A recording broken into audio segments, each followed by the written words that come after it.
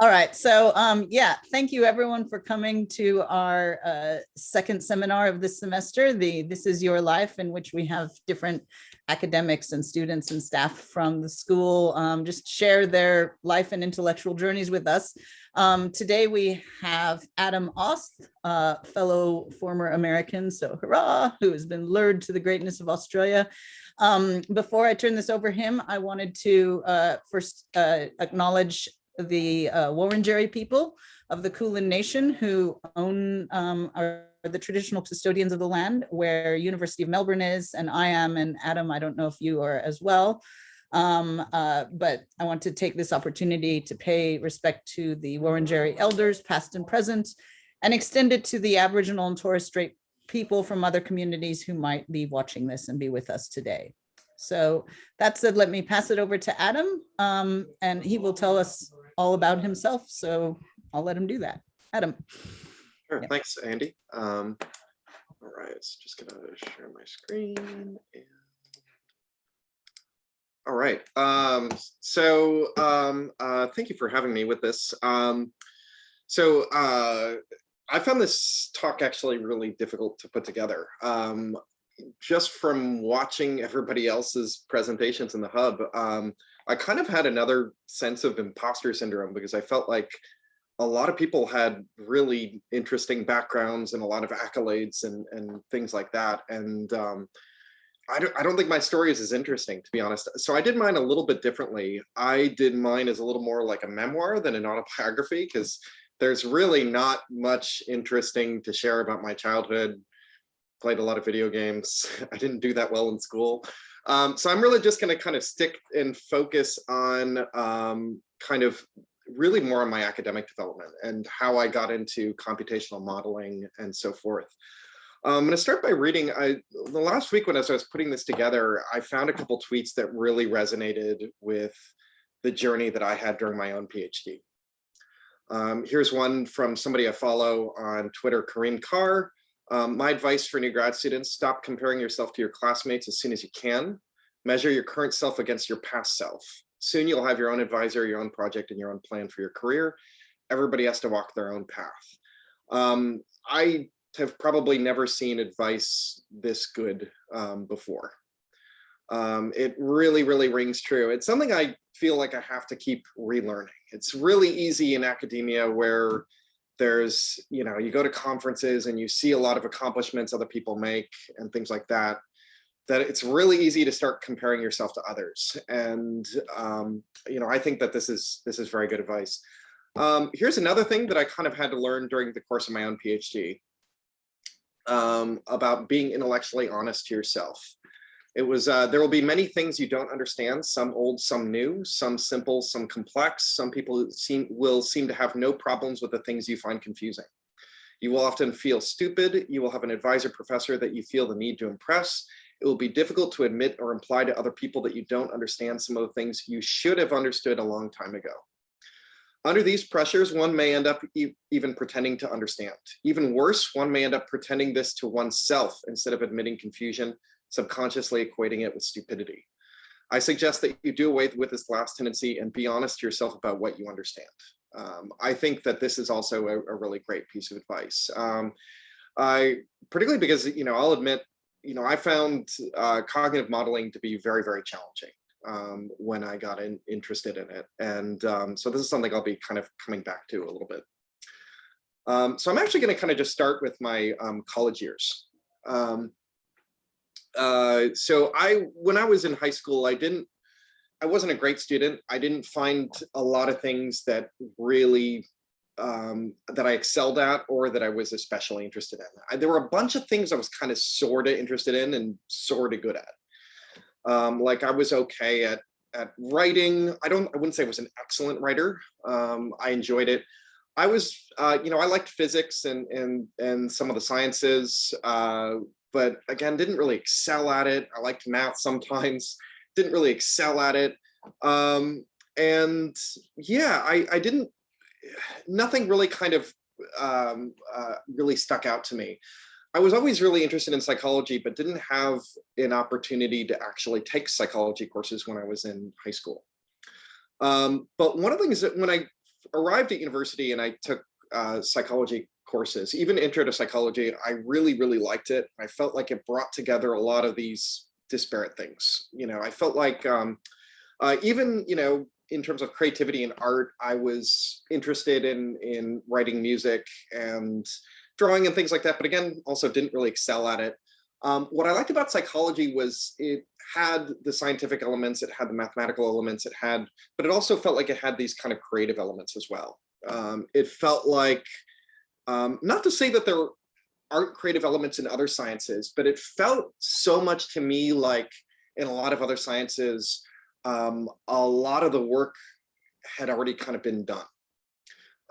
That, and to some extent, this is kind of true. Like, for instance, people I know in other disciplines often find, you have to spend a lot of your education just catching up on all the things that people have already learned about.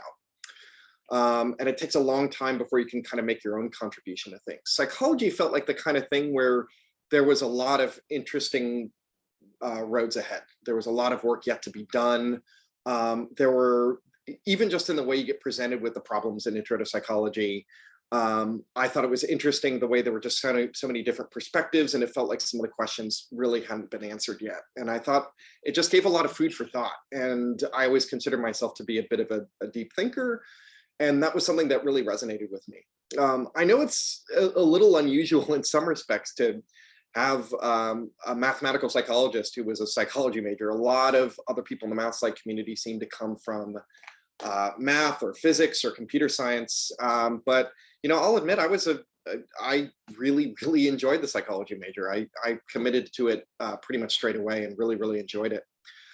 For me, the hard thing was figuring out what aspect of psychology I wanted to focus on. As I was getting further into the major, I understood that, graduate school was, something you pretty much had to do if you wanted to stay in psychology. But, the question was what it would be in. I actually really enjoyed even aspects of clinical psychology. I really enjoyed my abnormal psychology course. I really enjoyed personality psychology, but I knew that I didn't necessarily want to be a clinician. So that was one thing I was able to rule out. I didn't want to have one-on-one sessions and that kind of thing. It wasn't something that really appealed to me. I just don't think I really have the personality for it. And I think I made a good judgment call on that one. But otherwise, I wasn't really sure. And if anything, one of the things I was probably not super interested in was cognitive psychology. When I took intro to cognitive psychology, it didn't really resonate with me that much. It was a course that was focused on a lot of kind of early cognitive revolution work, things like the Sternberg task and mental rotations tasks and things like that. I don't know why it didn't really speak to me looking back, given that it's kind of what I do now. My suspicion is because the way it was taught, we learned so much about things that were kind of a little more focused on the particular cognitive tasks. Like, for instance, the Sternberg's model, I still feel like is a model of that short-term item recognition task. It's not necessarily a general model of short-term memory. And that was just something that didn't really appeal to me that much. I got into cognitive work a little later when actually what first got me interested in cognitive work was learning about cognitive development. I took a class focused on that, which I found very, very interesting, learning about Piaget's work with the evolution of representations, and kind of going back to the creative elements of psychology really appealing to me. I loved hearing about how the experiments of René Baillargeon and others who were able to find, with some clever experimentation, were able to find windows into kind of representation and cognition at very, very early stages of infancy. That was something that always kind of really appealed to me, about how if you could just kind of think a little bit differently about how you construct your experiment, you might be able to learn something very new. What got me much more interested in cognition was when I took a course on lie detection, actually. which was kind of an unusual course to have. But there was a cognitive psychologist there who really cut his teeth on lie detection measures. And that's where I got exposure to a lot of different techniques from cognitive psychology. And I think that was another thing that kind of appealed to me, was just seeing that some of these things had some real world applications. And yeah, even though I don't do applied work now, and it's not something necessarily that has appealed to me, it just, I don't know, I think maybe it made it sink home that some of these techniques actually really could do something useful. It was a very, very interesting course, and a lot of the lessons still kind of stuck with me. You know, for instance, application of signal detection theory measures and things like that to lie detection. Even some of the most successful work in lie detection, what was kind of interesting was the perspective that the professor taught at the time was that the standard lie detection measures actually aren't really that, or lie detection tests, I should say, weren't really believed to be that great. The control questions test. Now, he said what actually works much better is what is called the guilty knowledge test, which is where you actually test for memory of the crime. And the way that's done is with something like a recognition memory experiment, where you have people basically study a list of pictures, and then they're tested on those pictures and some new pictures. And that this was a really kind of sneaky design. You sneak in some photos of the crime scene, and you basically, or some crime related details, and then you kind of evaluate what it looks like when they're rejecting them. Basically, if it looks more like, if their behavior looks more like how they respond to targets, they probably have some knowledge of this, or at least they should be a little more difficult to reject. Whereas if they look just like unrelated foils, they probably don't have knowledge of this. And this was done, for instance, using event-related potentials measured by EEG, which I thought was really interesting. Basically, they were able to kind of find some signatures of whether or not people had actually recognized these crime scene photos. And what my professor was actually known for was using response times. So basically, kind of the way he couched this is that this is basically a conflict task. And if people have knowledge of the crime and they're still saying, kind of giving a no response to these photos that were not on the previous list, they should be much slower to reject them. And so he got, that was kind of his big contribution. And I think he got a lot of media attention and stuff for that. And yeah, so I remember finding that really, really interesting. And that was kind of what got me working in his lab. I was unfortunately a little disappointed with that experience, just because, you know, I found a lot of that stuff really interesting, but he was actually looking to get out of that kind of work. So, you know, I volunteered in his lab for a year, but ended up working on some stuff related to motor control, which just wasn't really something I was super passionate about.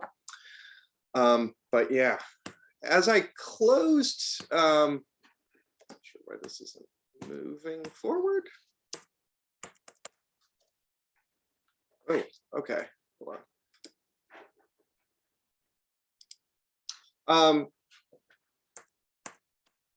All right, there, sorry about that. So as I kind of, another thing that kind of happened in my final year of undergraduate is I also got really interested. I had the opportunity to teach a bit. I didn't, not as a full instructor or anything, but Intro to Psychology had, at that university, UC Santa Cruz, had a lot of recitation sections, and because it was a big course, and they had these recitation sections actually taught by undergraduate students. And so I think it was my first semester of my fourth year, I taught one of those and found I really, really enjoyed it. It was something that I, you know, just really, really liked doing. And it was especially nice because I remember really liking Intro to Psychology. So it was something that kind of felt like I was kind of coming full circle in a way. And kind of between all of these different things, my kind of passion for you know, psychology and, you know, being able to kind of think deeply about things, and my love of teaching, you know, I just was pretty convinced that I should apply for a PhD program. So when I completed college, the only thing I was a little uncertain about is I just didn't know what my research direction was. So I worked in a couple of different labs, but didn't, I didn't find anything that I was really passionate about in any of them. And I think that was just kind of a luck of the draw thing. Partly because as an undergraduate, sometimes you're not given a lot of responsibilities, but also because, you end up working in somebody's lab oftentimes because you just like their course, but that doesn't necessarily mean that they work on research that might be interesting to you. And that's something that can happen where you just volunteer and then you find, oh, I don't really like this kind of work. And sometimes it takes a little exploration to find what you're interested in. And that definitely was the case with me. So anyways, I applied for something like 9 PhD programs. I was only admitted to one. It made my decision very easy. So, which was, I guess, fortunate in retrospect. I took a year off before my PhD and worked in a bookstore. I tried to actually get a little more research experience during this time and kind of cold called a bunch of researchers at UCI and elsewhere that were close to where I was living at home. But I really actually had a lot of trouble getting responses. Something I really understand looking back now, if I got an email from some random graduate saying they wanted to work in my lab, I might have a little bit of a difficult time knowing, who they are and how interested they were in working with them. And also just maybe difficulty slotting them into the lab is something that I understand now. But yeah, it was something that it was a little demoralizing at the time that it was, just trying to volunteer, it was really difficult finding anything. So I picked up and moved across the country to do a PhD at Ohio State. And this was initially very, very difficult. I did this, moving to a new city on another part of the country where I really didn't know anybody. And I'll be honest, that has been one of the biggest things, even just looking back on my whole career. One of the things I found the most challenging is having to just pick up and move every time you make a transition.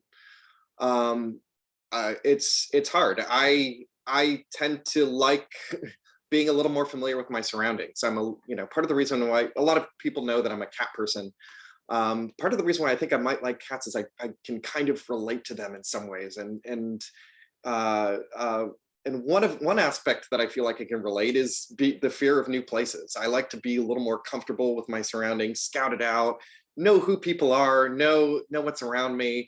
And when I'm in a new place, I just kind of want to hide under the bed and that kind of thing. And that was what it was like moving across to Ohio, especially because one of the things that this university does this department does a really outstanding job about is having an organization like GRIPS that keeps a lot of the graduate students in communication with each other, organizing social events, and making sure that they're all connected to each other.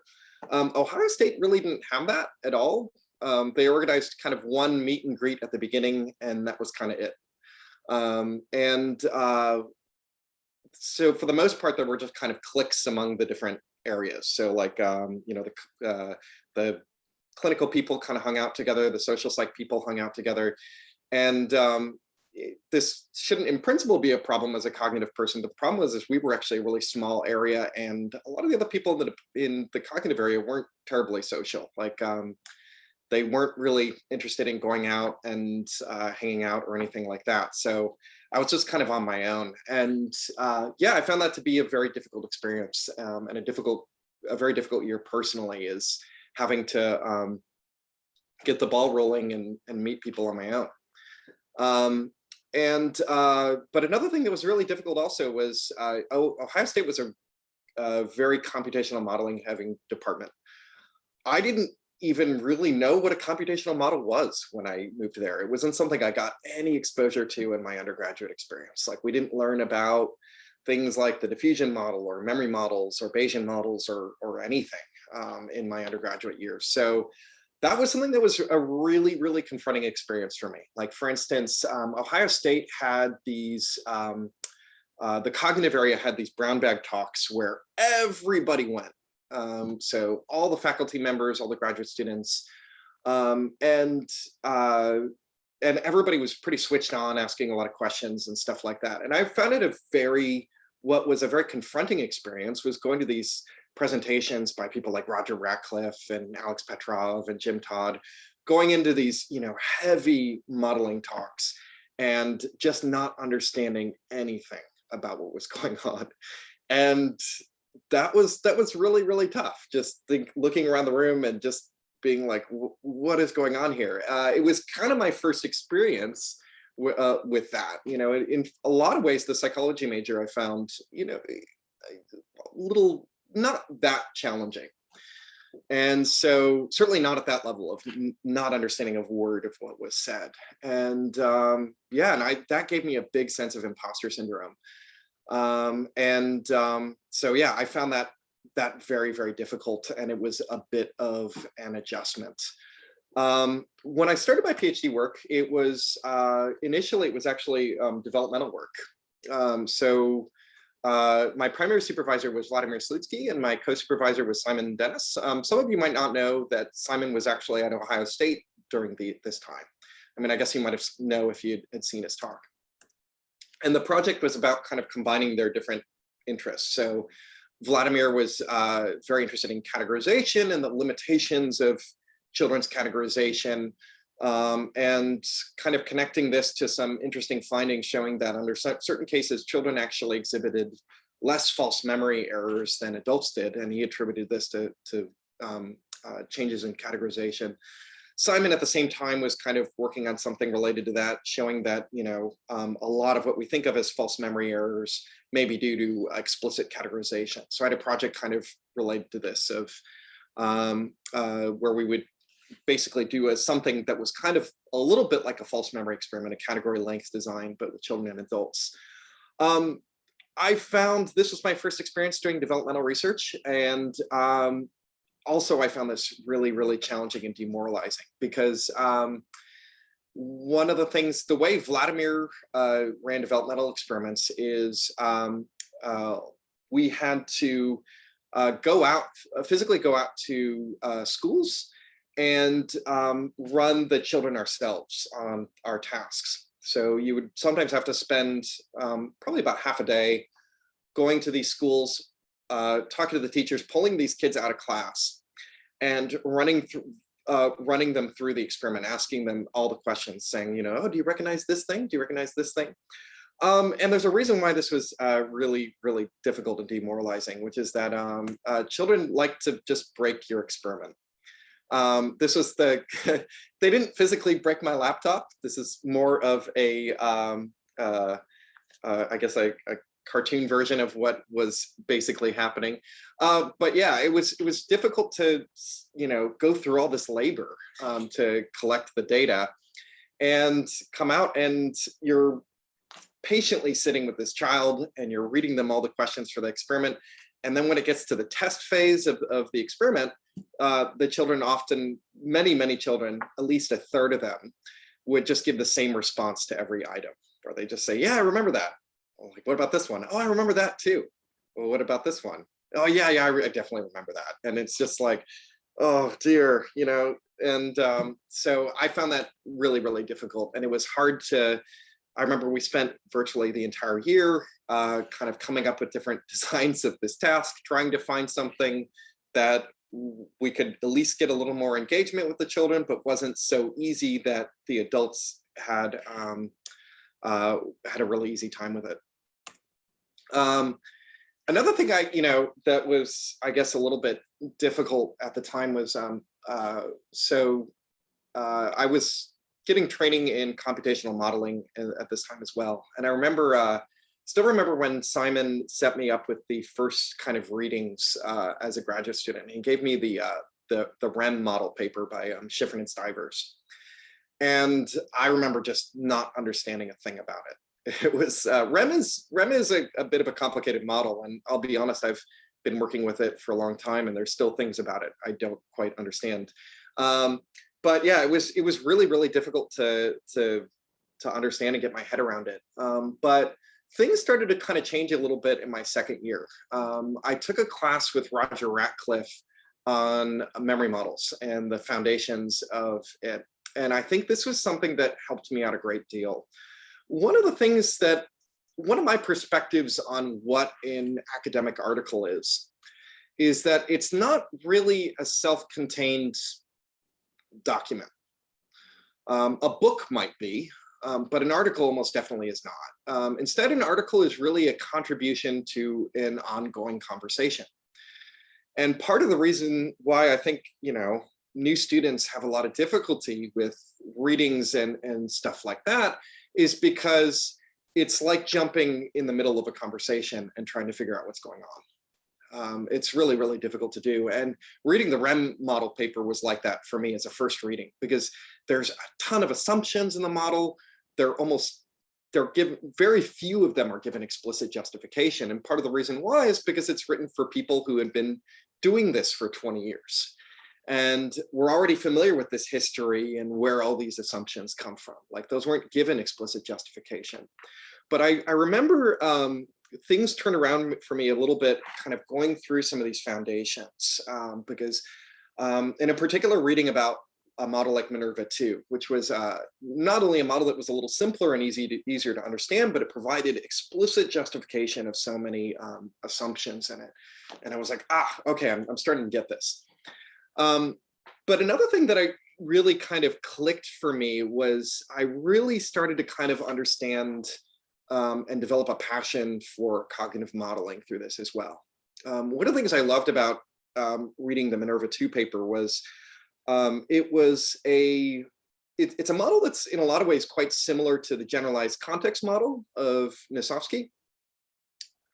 The idea behind it is you have exemplars kind of stored in memory, and noisy exemplars, and but you can do a lot with a couple of different retrieval processes. For instance, you can perform recognition on it by matching an item against all the exemplars and computing some similarity. But you can also produce some categorization with the model as well. So a little different than the way you do in GCM, but you can basically be presented with a set of maybe like a category label or something like that. And then you can perform a weighted average among all of the exemplars in memory and produce a prototype. And even still, I think the idea of this is kind of profound, because you can, there's this whole debate in categorization about exemplars versus prototypes, and this model kind of blurred the distinction, which I thought was really interesting. I still think is pretty interesting. But one of the things I really liked about the model, and what made things really click for me, was how you have this really simple model with just this, basically, that you have exemplars in memory, and you have different ways you can act on these exemplars that produce very different behavior, and different kind of cognitive tasks can be subsumed under this. And even today, I still see people doing a lot with this particular model. So people have done this, applied it to phenomena in judgment and decision making. They've done spoken word recognition with it, and people have even developed alternatives to latent semantic analysis, where basically you can have exemplars for a whole bunch of words in a corpus, and you can produce a semantic representation in response to a cue with a model like this. So there's really a lot of profound implications of this model even today. That's a little bit of an aside, but around this time I was just really starting to kind of get it. And this is what really actually started to cause a change of direction for me. So in my second year, Vladimir was on sabbatical. And so I started having a lot of one-on-one meetings with Simon. And I remember around this time, I was kind of filling him in on progress with our developmental experiment. But I'd spend the second half of the meeting just talking, asking questions about models, because it was something I really wanted to learn more about. And at some point, it just clicked with me that I really, really liked a lot of this a lot more than I liked the developmental work. I just, not only due to frustrations with data collection, but it's just a lot of the developmental literature I was reading at the time just wasn't really speaking to me in the same way. And so I made the decision to switch labs about, I think about halfway through my second year. I remember having a conversation with Vladimir about it, and he's like, "Are you sure this is what you want to do?" Because what the plan for me was to do as a kind of developmental PhD was that I could, also learn EEG and do modeling as a developmental person. And he was like, that will really have you well connected for a job, because you'd have a unique set of skills that not a lot of developmental people have. And I remember, thinking about it, and I remember having a really long conversation with one of Vladimir's postdocs where he said, look, the PhD is, if you don't really like what you're doing, it's pretty miserable. And so if there's something else you like doing, you should really prioritize that. And that was some really excellent advice I got. Something I'm really, really happy I got in retrospect. And I think I made the right decision. As soon as I made that switch, I just remember it being almost like night and day. I really, really liked learning about modeling. A lot of the experiments that were being developed after that were really focused on either applying models or testing model predictions. And I found the data way easier to collect as well. So it was just, I was just thrilled with the fact that I could, run a whole bunch of people at the same time. It was way less laborious. There were still some some subjects that would press the same key in response to everything, but it was maybe, less than 5% instead of, 33%. So that was still a huge improvement for me, and something I was pretty happy about. Another thing that was kind of exciting about this time is the department at Ohio State was growing a lot. So I remember around this time, we had an arrival of Per Cederberg, who was a memory person from Mike Hanna's lab. And one of the things that was really refreshing about having him there was he was, a really young academic. And he was a memory person, but he was also interested in something a little different. So he was a free recall person and a specialist in the temporal context model. And so I just got to learn, like a bit of a different side from him.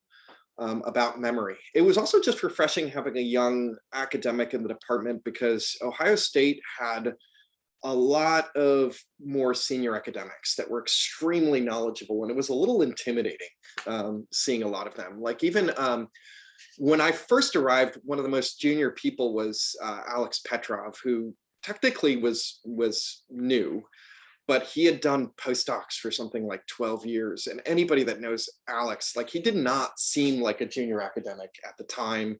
He was just so extremely knowledgeable about just about everything. Yeah, there were a lot of academics like that were just it was a little intimidating. But so it was really refreshing having somebody in the department that was kind of young and just like somebody I could kind of see myself being a little bit. It was just a few years above me. Had a very youthful energy. He also had a postdoc, Troy Smith, who was, I learned a lot from. He was, really, really knowledgeable about memory and memory models. And I spent many, many hours in his office just picking his brain with questions. Per was great, but, he was a young academic who was trying to get tenure. So he was, quite busy. But Troy was a person that was really, really, really helpful. I learned a lot about all kinds of things just from chatting with him. One of the things that I like, part of the reason why I'm emphasizing, some of these other people I learned a lot from is I kind of have this philosophy that, there's that old saying, it takes a village to raise a child. I kind of feel like it takes a department to raise a grad student. And I really learned a lot from many other people in the department. Around this time, I learned a lot from Roger Ratcliffe as well.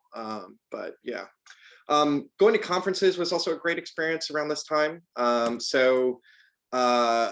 Here was a photo of the SEMS conference, the first one I went to, which is a memory focused conference. And it was amazing because it was small. This was literally everyone at the conference, so less than 100 people.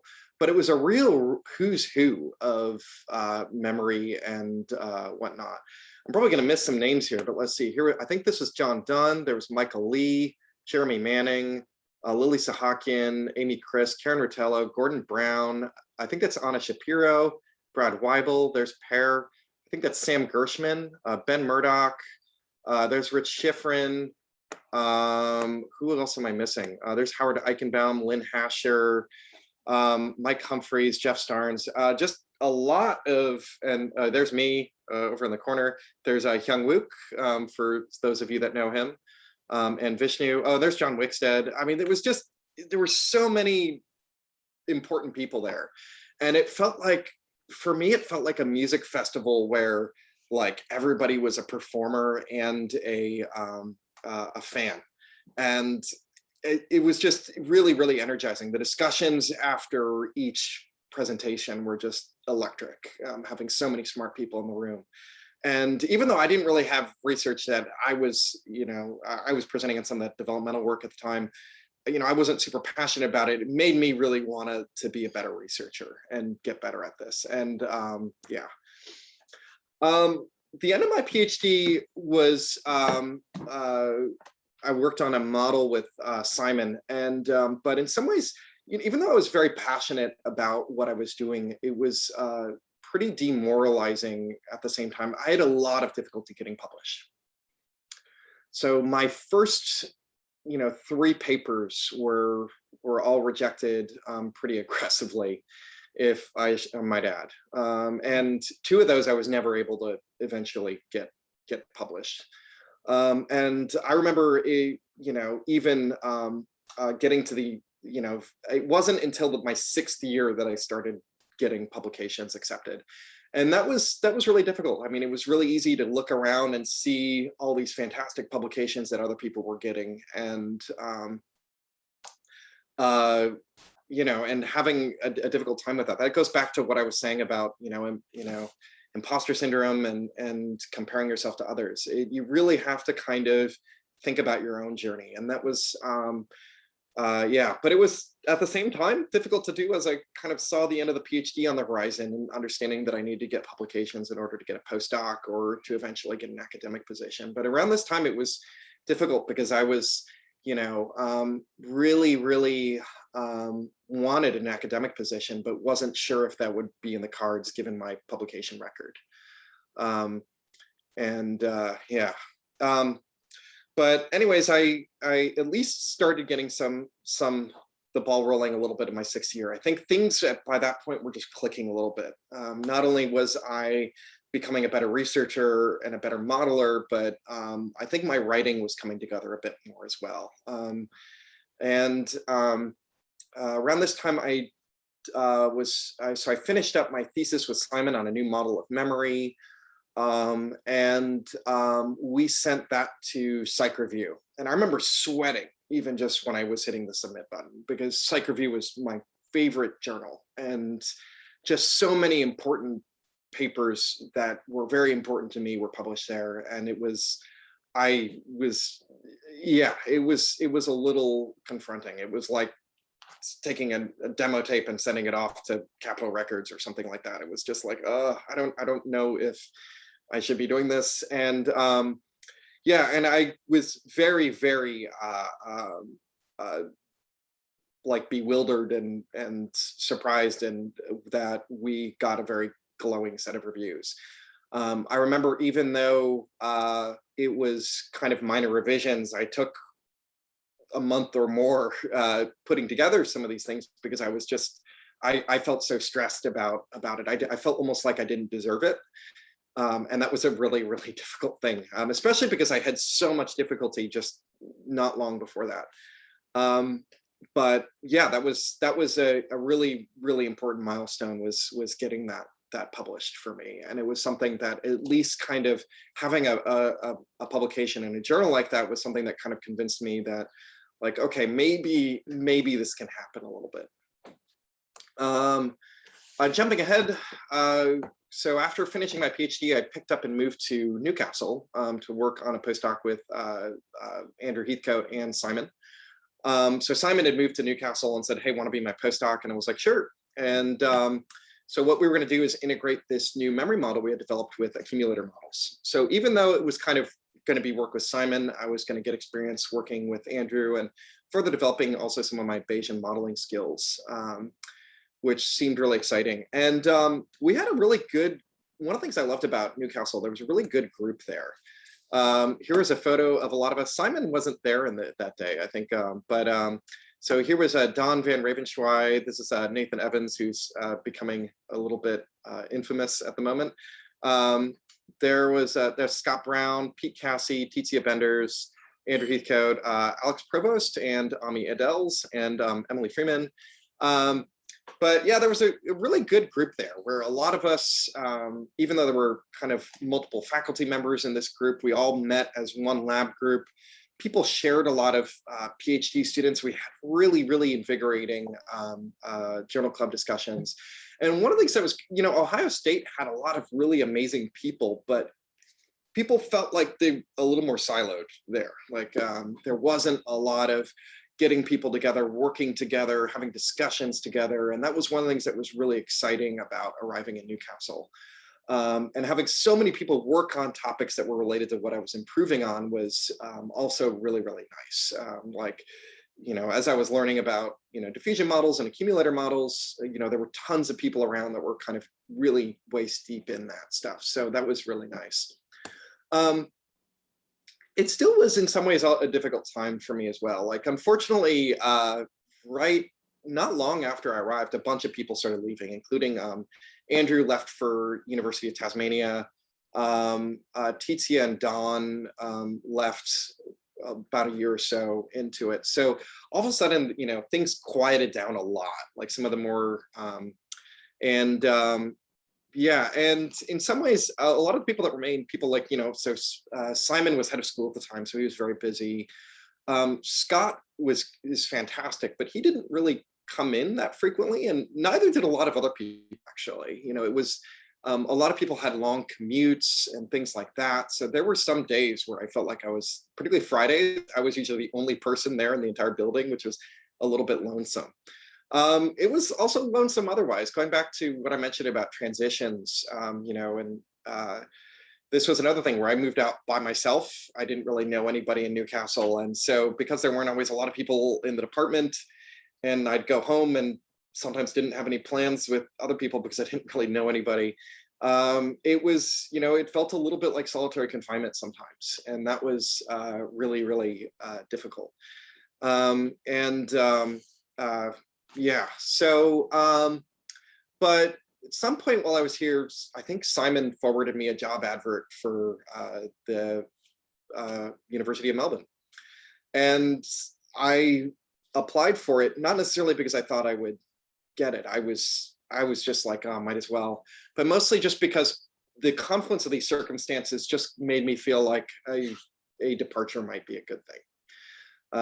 Newcastle was also just as a place, a lot of people think of, the beaches and stuff like that. And the beaches are beautiful. It is something I really miss about it, but it was the only place to be a foreigner. I met some other foreigners when I was there, and a lot of them kind of had a similar impression, similar circumstances to me, where they had a lot of difficulty making friends among the locals. Also had some rather confronting experiences when I was there. I was punched in the face at a train station for doing nothing. I had a gun pointed at me when I was on my bike. Yeah, I cycled everywhere, and people did not like cyclists there. In addition to having a gun pointed at me, that was one of the more extreme events, but on a much more regular basis, people would throw their drinks at me and things like that, just cycling around. So yeah, I really don't miss that part of living in Newcastle. So I was really ready for a change, I think. And so I applied for the job over here and was very, very surprised to get a positive response. I remember not really being sure how to present myself and things like that. I wasn't as worried about things like giving a job talk because, at that point I was pretty familiar with academic presentations, but I'm not comfortable with selling myself, and I didn't know how to do that. I remember asking around for advice and got some really great advice from Andrew Heathcote, which is what he said was like, you're a memory person and they don't really have a dedicated memory person. So go with that. And I did, and that seemed to work. I mean, the reality, of course, I think another is I was very fortunate because both Philip and Dan were on my committee, and I think, you know, they liked the idea of expanding the math psych element of it, and they were a little bit familiar with me from going to conferences and things like that. But I felt extremely fortunate to get offered the job, and I jumped on it pretty quickly. And, you know, I'll be honest, like, obviously this is a fantastic department, has some great people, but part of the reason why I was interested in coming is because I knew Melbourne would be a good place to live. It's something that people don't always talk about with academia. I remember specifically somebody else giving advice against even thinking about the place you're going to live. Was that shouldn't even come into consideration when you're accepting a job. I think that's really strange advice. I think, you know, when I look back on my own journey, I just don't think letting all personal issues take a backseat is a good thing. I think it's a, you know, I look back and some of my best memories and even some of my best work come from times where I think I was, you know, actually reasonably happy. And I don't know. I think there certainly are some people that can move anywhere and live anywhere and be okay with that, but I'm not really one of those people. And yeah, and I think it's okay to, you know, want to live somewhere where you can actually, you know, fit in a little bit and, you know, have your own crowd. So I don't know. It was nice to finally get some stability too, after having moved around the globe and stuff like that. This is when I was able to finally adopt a cat, and which was nice, and buy some things. I remember when I was living in Newcastle, there were a bunch of things I didn't buy because I wasn't sure how long I was going to live there for. I wasn't sure where I was going to live next. Yeah, it was nice to be able to, you know, actually own a set of tools and things like that. It was also great to finally set up a lab and kind of have control over my own direction. You know, I was finally able to kind of steer the projects in the directions that I wanted to and really have a lot of freedom to work on what I wanted to. It was great it was a little slow initially to recruit students, but you know, once it started coming along, you know, I really enjoyed it. I was looking forward to the aspect of mentoring students and things like that. And I've also had some, you know, good collaborations start pretty quickly actually with Dan and Philip, which has been great. Yeah, and I feel I don't really have a lot to add. I'm actually running out of time anyway, so I might wrap this up. But I just, you know, it's been really exciting being here and also seeing the department grow and seeing a lot of the new hires and stuff like that. I feel extremely fortunate to be here and to be able to do what I want to do. As I mentioned, you know, earlier, I wasn't sure if I was would even be able to get an academic position, and I don't know, I feel very fortunate that a lot of this has worked out for me, and the fact that I'm in a department that is a really good department. I certainly know other people who have struggled on both those fronts or have started a job in a place where they don't necessarily, where they might be, you know, the only cognitive modeler or something like that. And, you know, even they say, even though it's great to have a job, you know, they kind of miss that element. So I don't know, I think this is great. And I just want to use this as an opportunity to thank everybody that has helped me get here. I'm sure there's a few names I've forgotten. But you know, Simon in particular, I still remember how a lot of my PhD, I was peppering Simon with questions on a pretty regular basis. You know, even though we were meeting once a week, I was constantly emailing him, and I must have been extremely annoying. You know, Vladimir, who was, you know, very, very supportive about a lot of things, even though, and continued to be supportive, even though I left his lab. Hyungwook and Vishnu, who were students at the same time and were really great to have around. As I mentioned, I learned a lot from Per and Troy, learned a great deal from Andrew and Scott at Newcastle as well. And yeah, so I'll just close there because I've probably been talking too much. Awesome. Thank you, Adam. Clap, clap, clap. Yeah, hopefully you can see all these claps. That was a really very interesting talk. And we do have a bit of time for a few questions. I'm trying to see if there's any in the in the chat. You should definitely check out. There's a bunch of nice comments in the chat. Anyone, if you've got a question, just sort of unmute and speak up.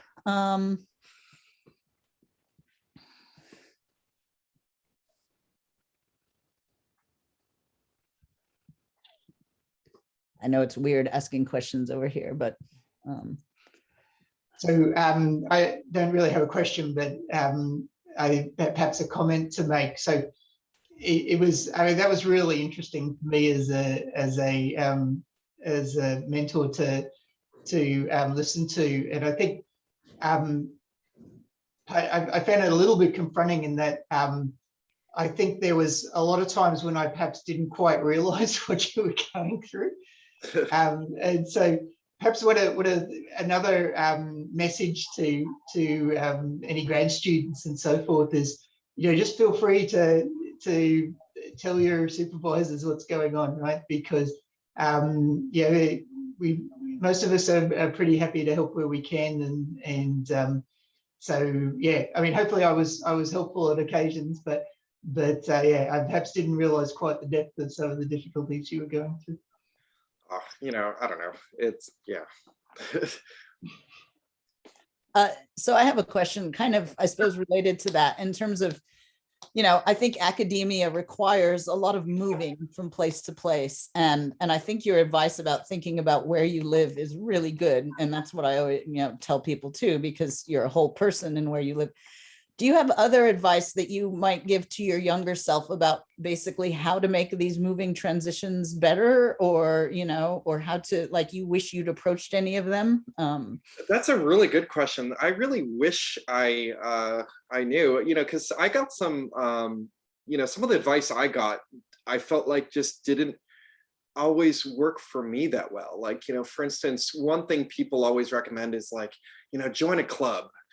Go play sports with people. And I'm like, I'm not a team sports person, and stuff like that. I like to watch movies with people, or, talk about comic books or things like that. And it's, I don't know. I've in some ways found, the transitions got harder as I got older. I don't know.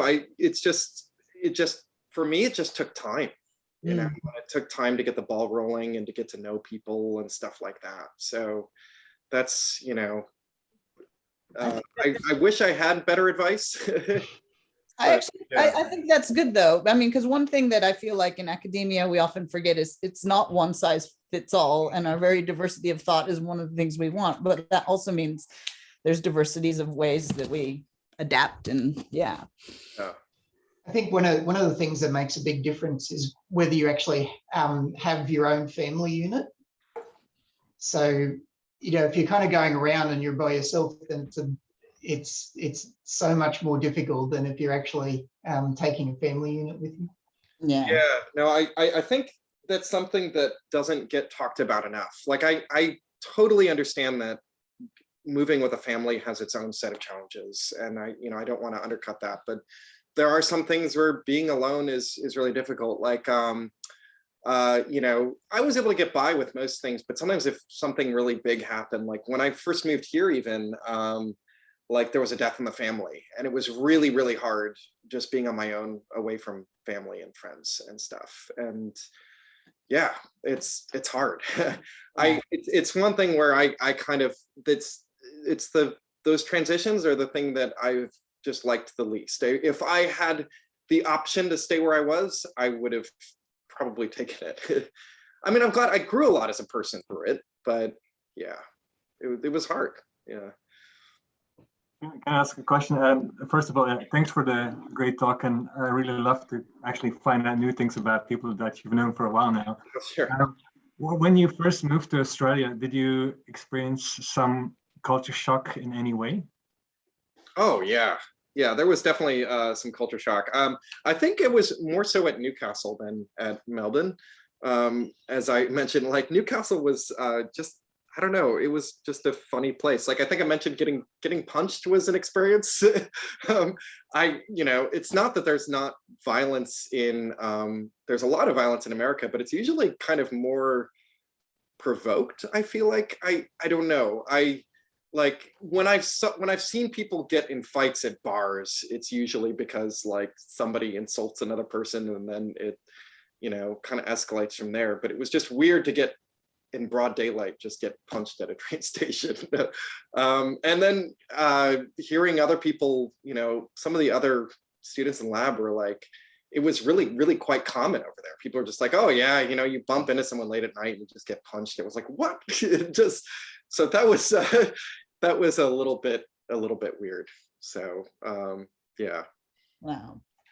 I see there's one good question in the chat, which is, I think, a great one to end on. So Sarah is asking if you have any advice for how to deal with imposter syndrome in academia, especially given how competitive it is, which I think is, yeah, a great question. Yeah, that's a great question. You know, as I mentioned at the start, it's something I still kind of wrestle with. And, you know, it's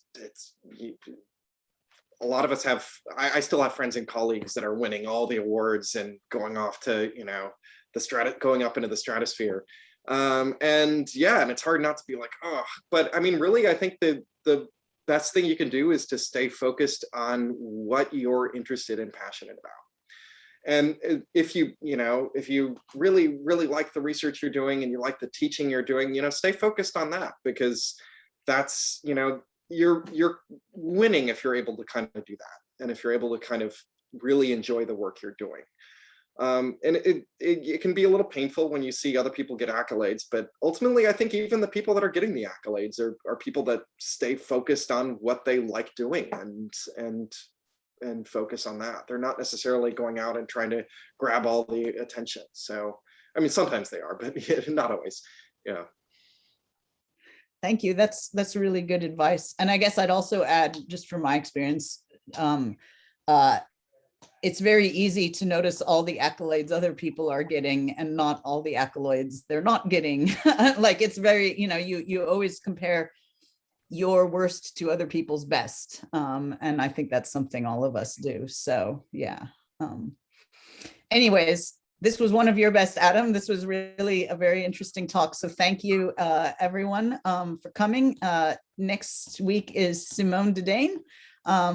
So I hope to see you there. And yeah, fantastic.